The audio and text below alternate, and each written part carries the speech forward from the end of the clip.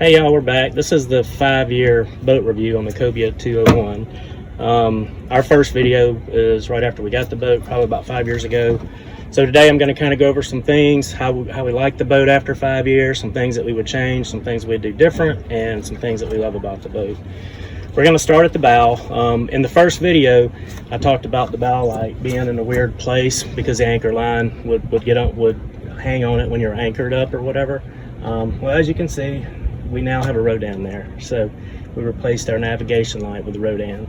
We put the navigation lights in the rub rail and I actually like that a whole lot better.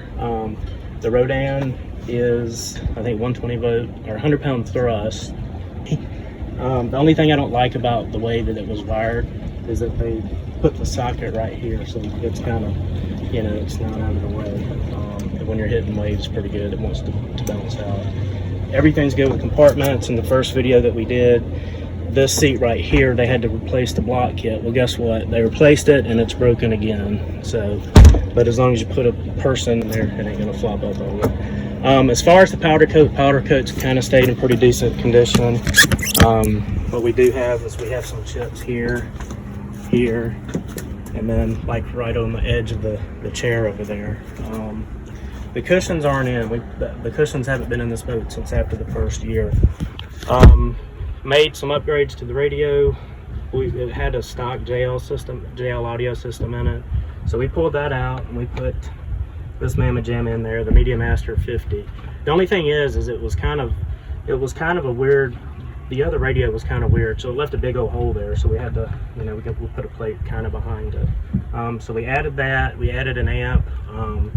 So we got 4 6-inch speakers, 2 8-inch speakers, and a 10-inch sub, and it's way more music, or way louder than you need for this boat. But I'm old and I'm getting deaf, so that's the only way I can hear it. But it is probably one of the best sounding, boats on the water.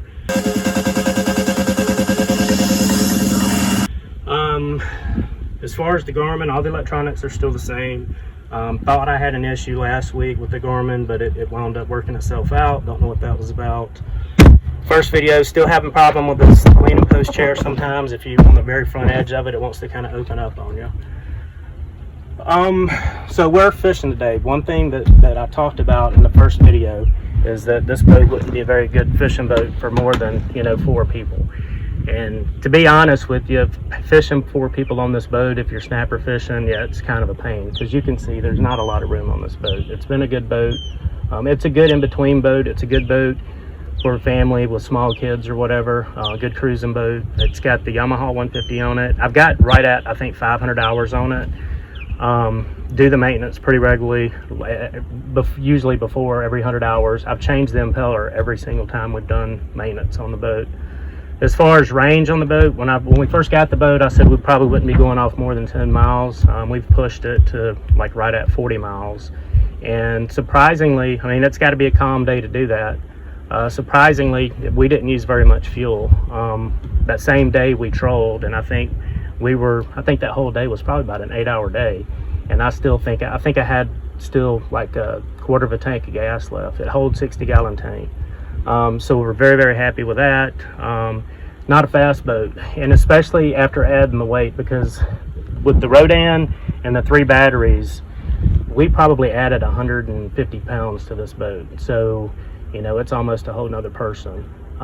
So like I said, you don't want a whole lot of people on this boat. It's it's sometimes hard to get up on plane, especially if you don't shift your weight in the right spot. So down there we got the double batteries with the charger on the back on the stern, and then down here I've got my Pro Sport charger for the trolling motor batteries, the 3 batteries that are down there, and then I've got the inline fuse right there. There's the back of the sub, and then here's the back of the, that's the back of the amp right there. As far as the electronics, you can get access to the electronics by pulling the canvas thing out. We've replaced several screws on this boat within the first year that they weren't stainless steel screws because they were rusting. In the back here, these have come out multiple times, so we've replaced that. Hopefully it doesn't come out again. Typically I don't like this on. When you fish it kind of gets in the way sometimes, but I'll tell you what, if it's rough, I do like it on.